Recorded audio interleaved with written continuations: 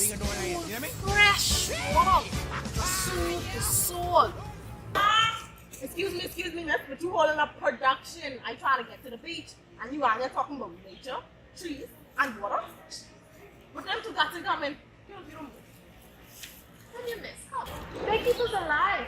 They not only give us oxygen, but they take care of all our waters. If we cut down all these trees, get up in our water, no more sunks, no more sheep tongue, no more going to the beach on holidays. You know how waters can look? They can look dingy, they can look dirty. No tourists, they won't come to the Bahamas no more.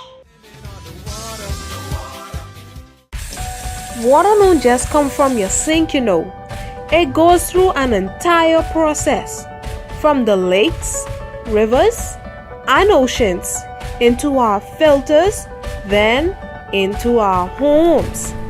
Did you know that one drop of water can be 100 years old?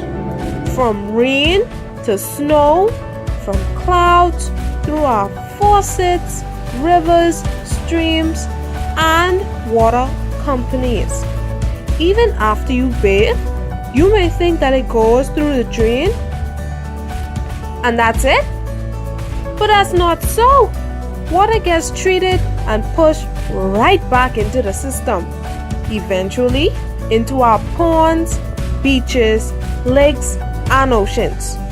Great countries like Nepal and Nigeria face the lack of available drinking water.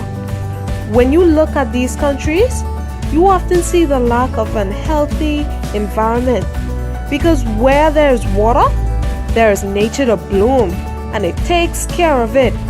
It only takes steps like their countries being polluted and the cutting down of their forests to take this to another level. Then there is the constant land degradation, and let's not forget the land desertification. When we lose our wetland, this gives airway for runoff and contamination of our water bodies. All these destroy our ecosystem and our water tables. How can we help? With nature-based solutions, of course. Restoring forests, wetlands, and reconnecting rivers to river plains all will play a great part in reforestation and restoring our ecosystem to keep our water at abundance and purity. Our wetlands, like ponds and lakes, help with filtering our waters and recharging our underground water. So please, plant a tree. Don't waste water, and let's continue enjoying our Bahama land and its safe, clean, fresh water.